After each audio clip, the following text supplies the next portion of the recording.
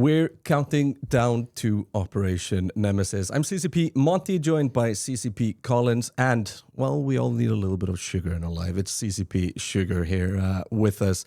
Welcome, guys. How's stuff going? Are we tracking? Yeah, we'll get there. We'll hit the date. What's the date? The date, September 16th. That sounds good, doesn't it? September 16th. Operation Nemesis, September 16th. Yeah. Anyone can play. Come to a planet near you. Coming to a universe near you. Yeah. Yeah.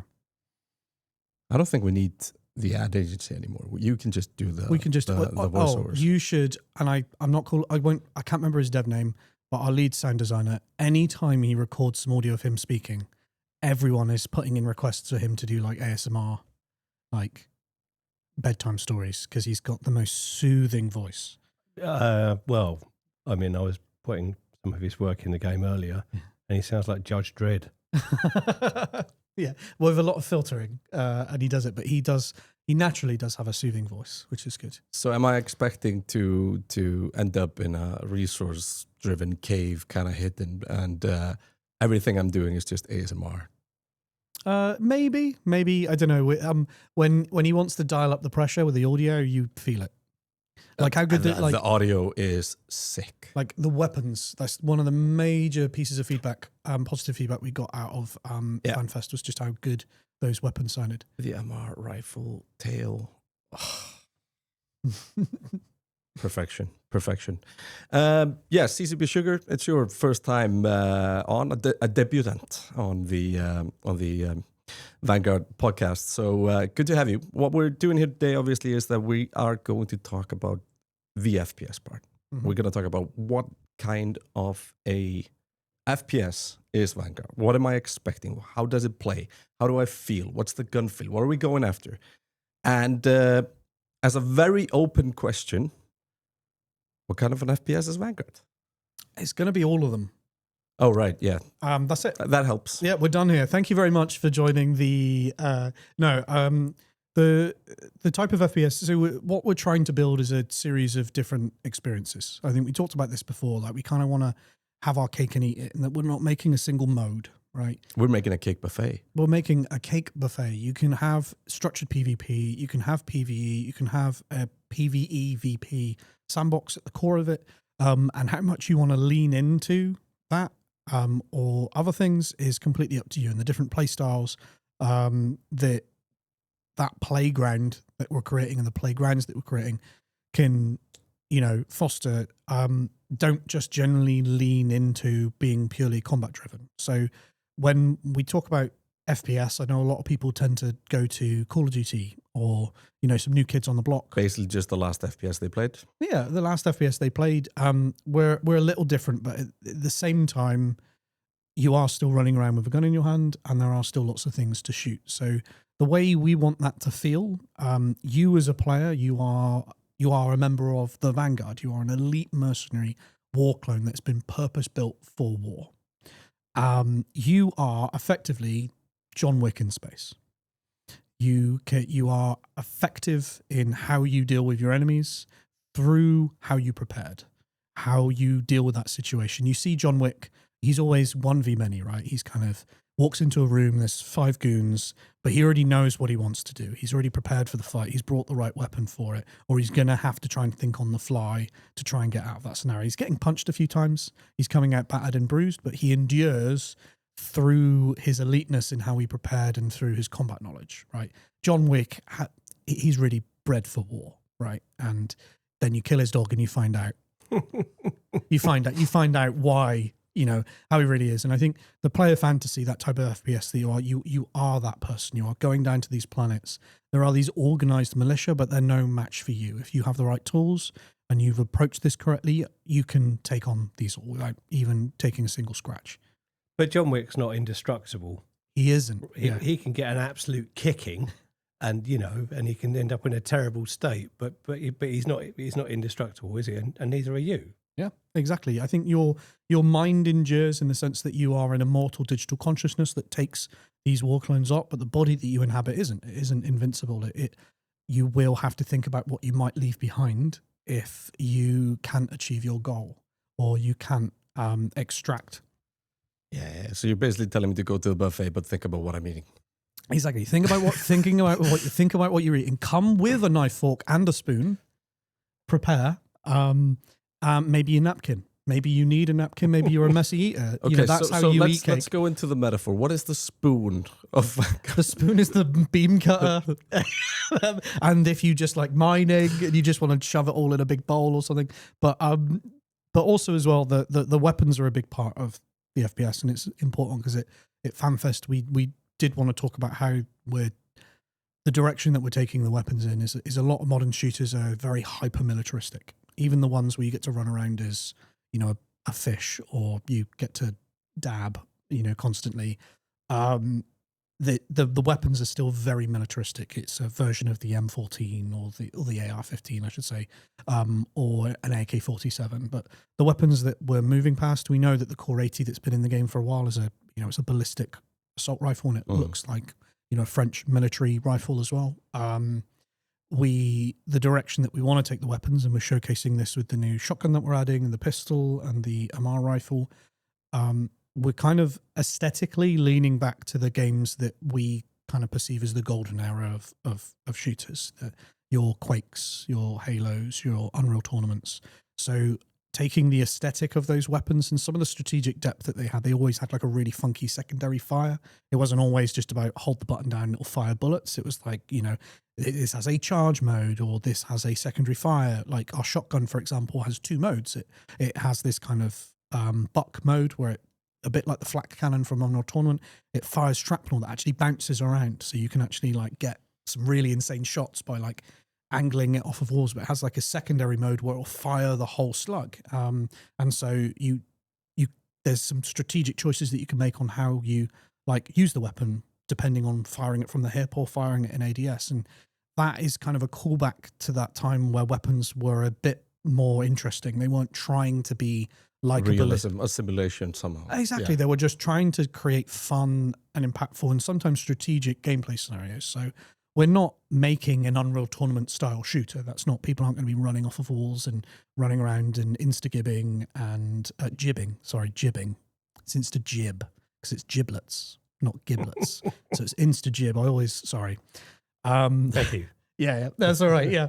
Insta-gibbing or anything like that. We're not making an Unreal Tournament style shooter. We're making that shooter that we talked about, that John Wick, very strategic. You're enduring, you're preparing, but with weapons that look and feel like a callback to those shooters. And then on top of that, you have the whole New Eden EVE Online part. So you have the Minmatar projectiles, and you have the Amar pulses. Okay, they do reflect 2 things that we could point to in those games, you know, being railguns being a bit like a laser weapon, and then you got explosives and more of a close kind of combat. But how does a discussion like this, when game design picks up on you know, oh, we want a bouncing bullet and it's got to be something like this, but then it needs to resonate with something from EVE, how does the process then go? Like, I do not see this as the most simple brief for an engineer to wrap his head around.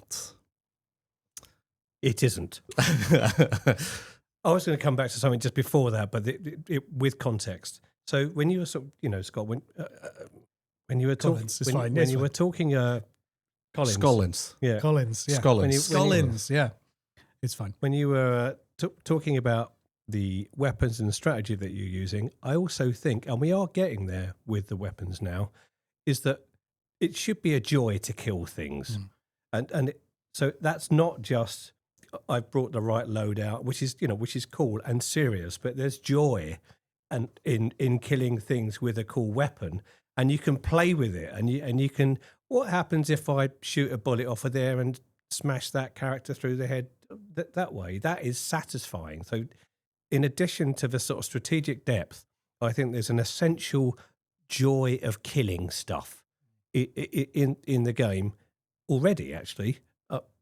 I think the shotgun does that. We're getting there with the Core 80. The pistol does it.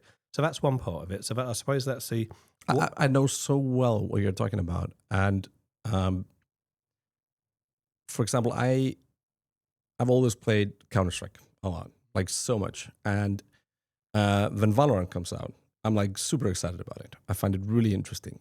But there was something there that just did not hit for me. I know it did for a lot of people, of that exact thing. I did something cool, but I didn't feel like I did something cool. It didn't leave that kind of mark. And for example, one of the things, because I mentioned earlier the MR sniper with the long tail and that, I've always loved like hard single shot kill weapons in games. The railgun in Quake 3 or the AVP in Counter Strike or when I'm playing Warzone or Call of Duty or something like that. I tend to gravitate towards snipers, and some of them have that feel. And there's just something about the whole audio thing, how it clicks.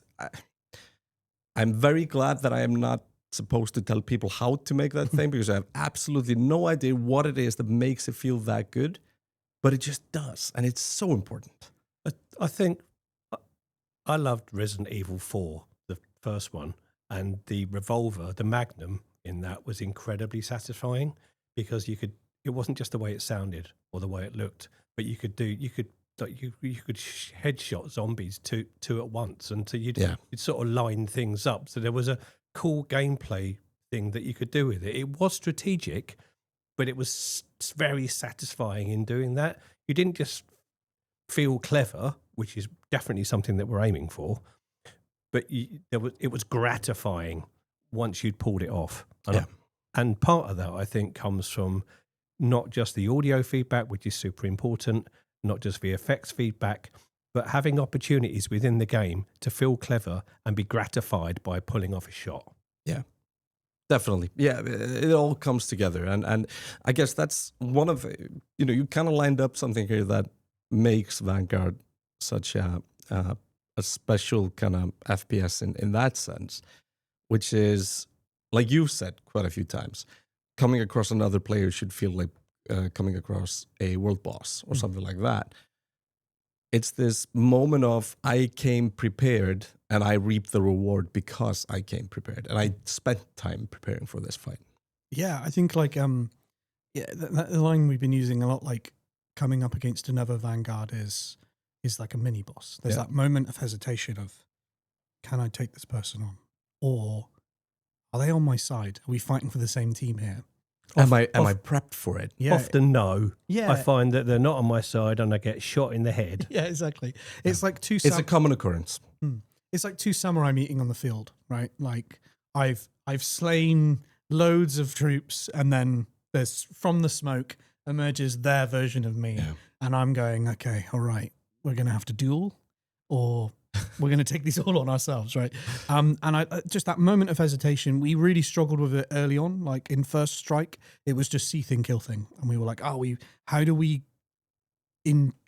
build towards getting that moment of hesitation in? We lent into more PvE and making sure that the PvP isn't kind of just happening too inconsequentially, that it isn't just too incidental and it's happening all the time, that there is a moment for it. When that moment happens, it feels special. You can go multiple deployments without it really happening, and then when it does, you're like, "Ooh, okay." But take us a little bit through that, because I'm running through my head now quite a few scenarios where I might be playing with a squad, especially with somebody that's a smarter FPS player than me, and I have one guy in mind that I play a lot with, and we play many different FPSs, and he will kind of gauge the fights. The ways that he would gauge a fight in most, be it battle royales or be something like that, would be essentially like, how much cover do we have? Are we outnumbered? And are we equipped the right way? Like, are we shotgun SMG or are we long range AR sniper stuff? But it's not just about placement and necessarily like how you are kitted, because you're also trying to figure out like, what is the other person here? Yeah, I think some of that in Operation Nemesis, there's still some of that information that you need missing. Like you'll be able to see them holding a shotgun and go, well, I've got the Saluki rifle. Well, that's what we're calling it internally right now, but have a different name when it goes out. But I've got the Amar rifle. I can just hang back here. That guy's clearly packing a shotgun. He's going to want to run up to me. But that information layer is something we really want to start leaning into because we want it to be an informed decision.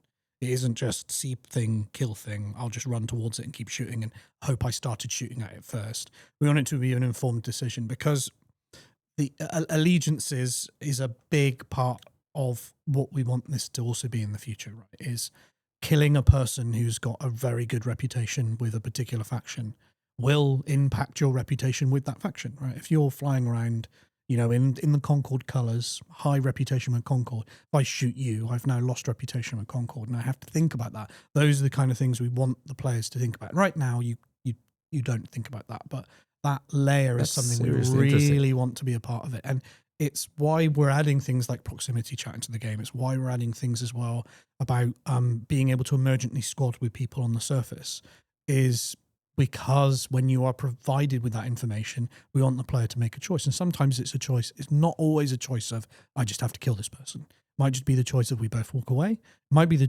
choice of we're actually on the same side, working towards the same goals. Let's work together. But it feels like every kind of team-based FPS, be that, again, Battle Royale or something like that, is essentially about taking every fight that you find. Yeah. So this sounds like, you know, very interesting added gameplay, and the whole part of potential standings and such coming into play. Who makes the call for the team then? Are we shooting this guy? No, you're just gonna have to do it without me. I don't want to. I'd love eventually the kind of stories that you hear that happen in EVE, where wars that go on for years were just because someone didn't pay their taxes or someone shot down the wrong ship or something. You know, like a strapline that's been around Vanguard for a while is like your next shot could topple empires. When we're talking about the impact that you have in this one single universe, it doesn't reset, doesn't rewind.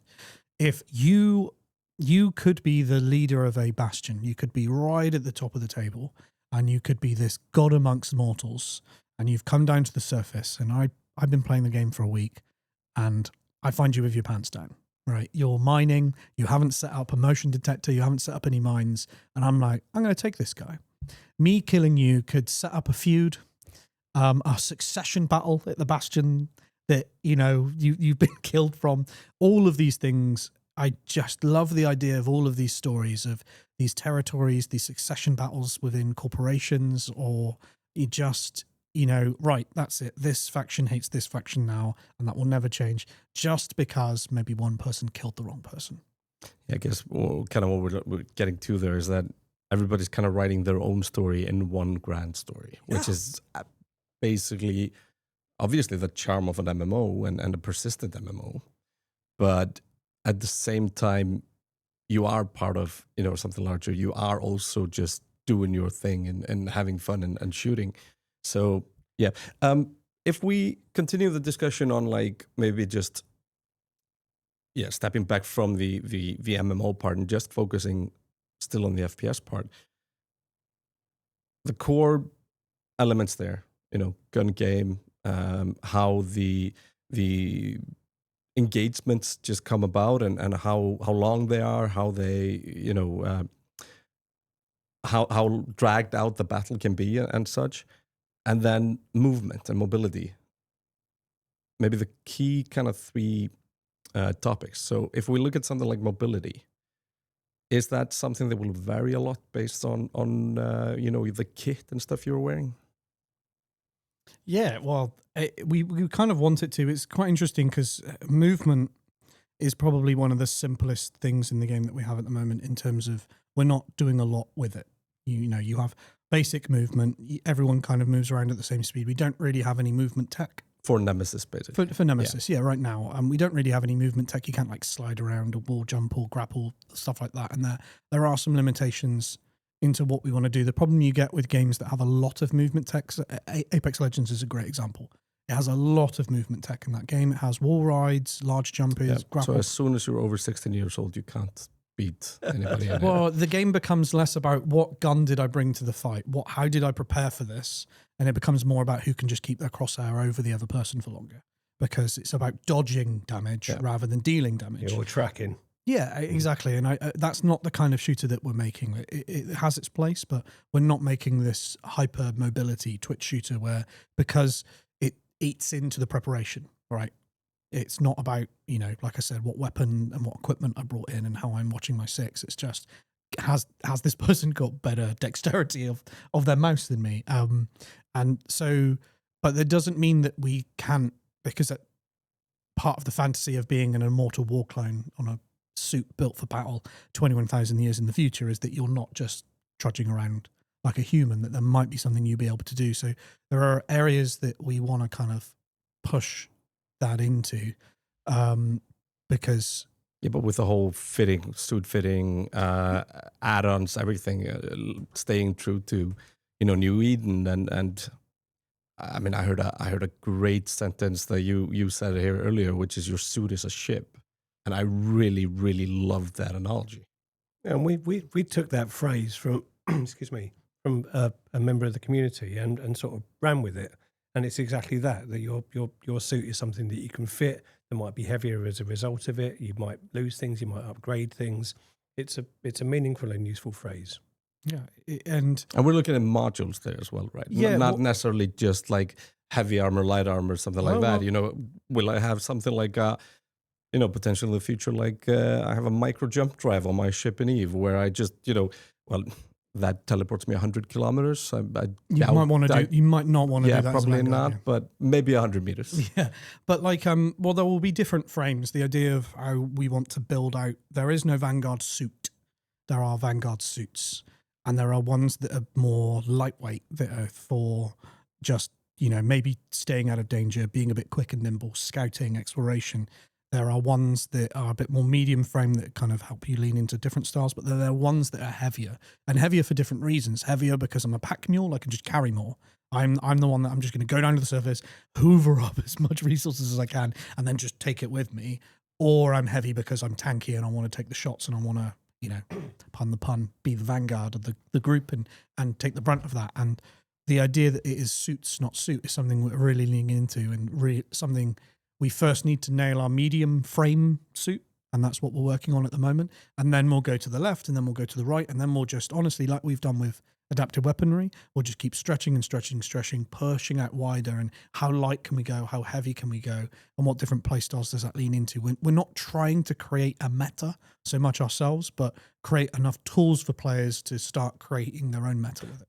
We were literally talking about this morning, weren't we? Essentially weight classes where it's not just about what you can get the suit to do, but legibility as well. You were asking earlier, but how do you read the situation? Well, that's a tank, and I understand that that's going to be hard to kill, but it's slow to move, and it's not just about movement. It's about understanding what that thing's carrying and what it can do. So it's another way in which to understand who the enemy is and how they work. And I mean, it's something that we've been doing in every single game essentially that we've been playing. As a rogue, you don't go and try and stab a warrior in armor kind of feel, or you'd go for something squishy while the magicians or the mages or something like that in all the games, they can penetrate the armor while your knife can't. This dictates the way that you play, but you do it from this point of view, and I'm guessing specific weapon also has specific impact depending on kind of. That's exactly the other thing we were talking about this morning, right? Yeah, wow. We talk a lot, by the way. Yeah. But right, absolutely. We've got so far for the Nemesis event in terms of flinching and stability, but you will see some of that in the build where certain characters, you'll hit them and you knock them out, like knock them on their behind. And see them move, but that ass. We can say that. Yeah. Knock them on their ass, right? And it's everybody has an ass. It's really satisfying. I love those moments when you shoot and you see it fly on its ass. It feels one of my happiest moments. It's very satisfying, very visceral. You see the immediate feedback of the thing, and obviously that will change based upon the weight class of the Vanguard characters and the AI as well. Yeah. But yeah, just the idea of having to make those choices of. Right, I'm running around with my pistol and I see a guy in a heavy fray and I'm like, it's okay. I packed the shotgun. I know the shotgun's more effective against that type of armor. I've packed that, and so like it just drives all the strategic decision making, and that is happening before you even deploy, and that's what we want from this game. It isn't just press a button, matchmaking to the server, and then I'm having to just make some inconsequential decisions on the fly.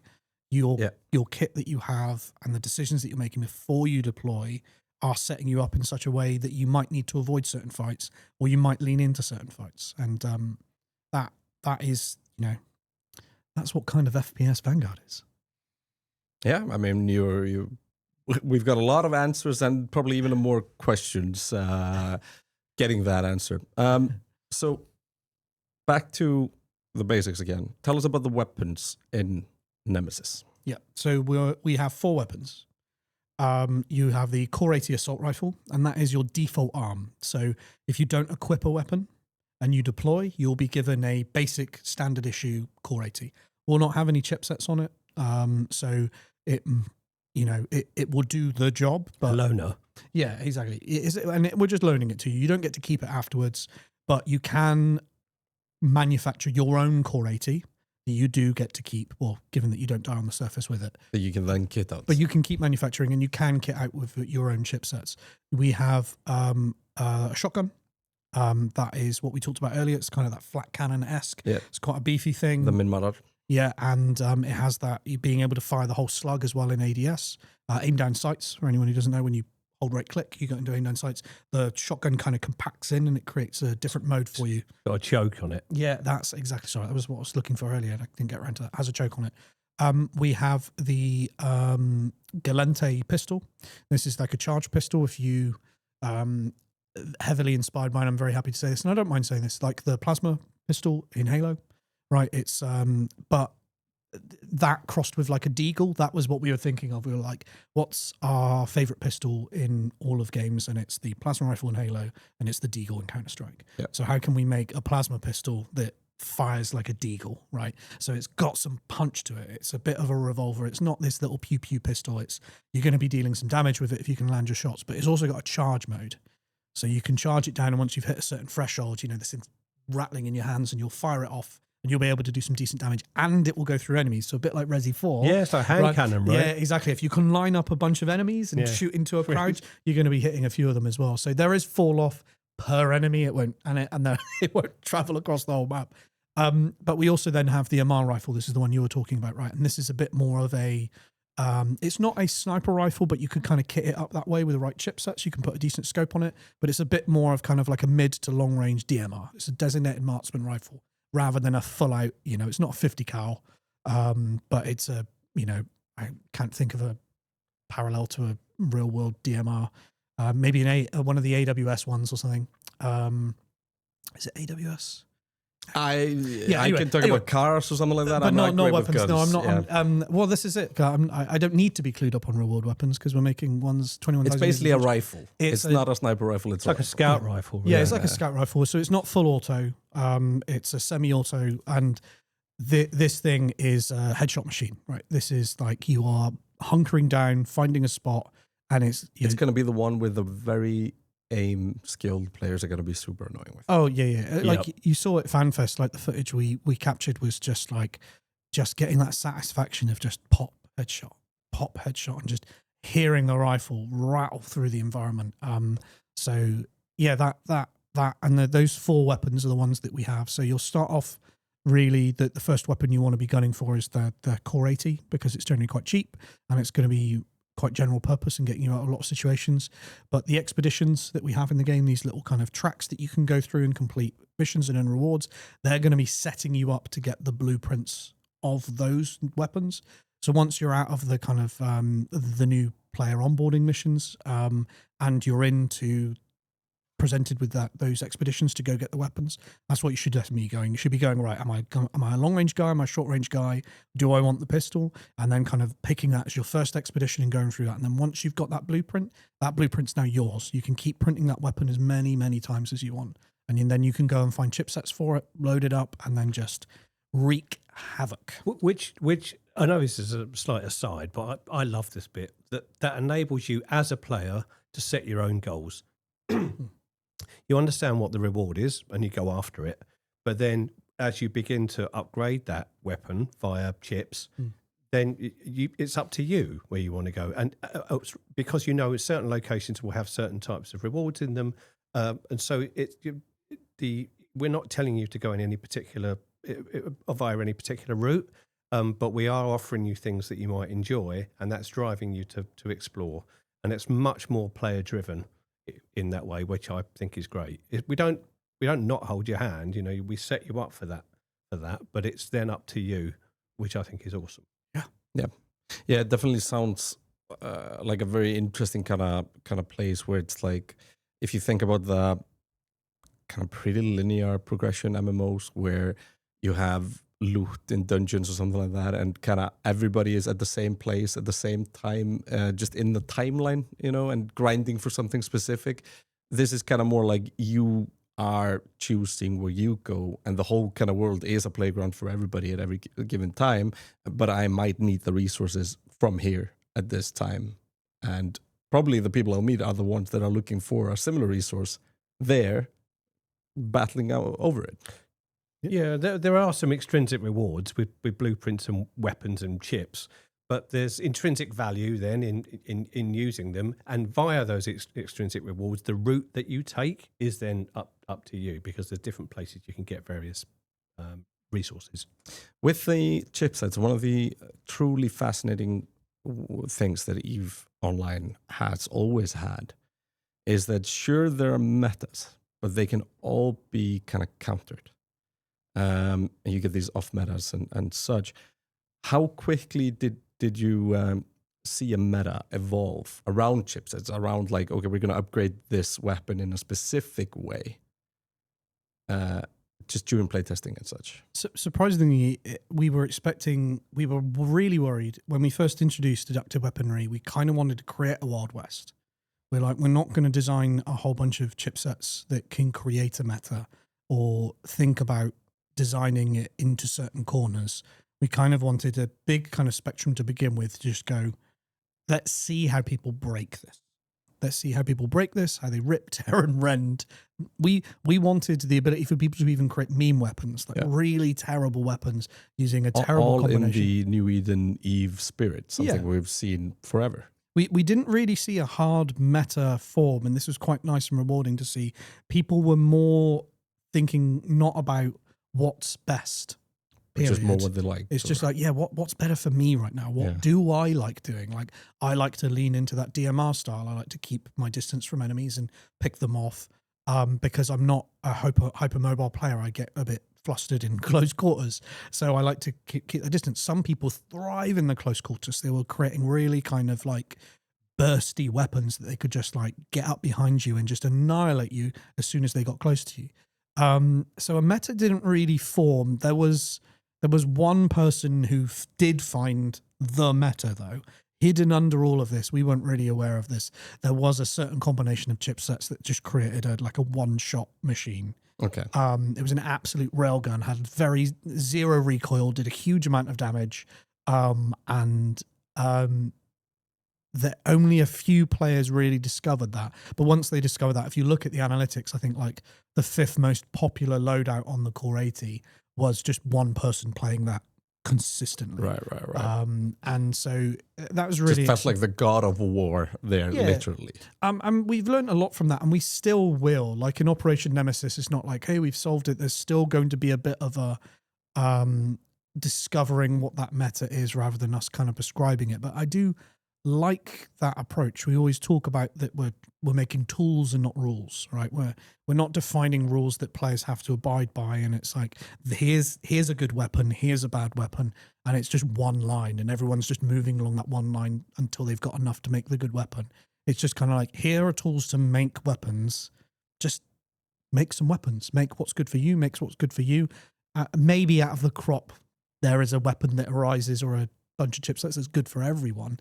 But we want that to be a bit more of an organic discovery rather than something we overset ourselves. I think that is the perfect moment to wrap it up right now. Operation Nemesis, September 16th, it kicks off. Sugar, Collins, thank you guys for stopping by. Thank you very much. And you'll be hearing more from us. Thank you. Bye-bye.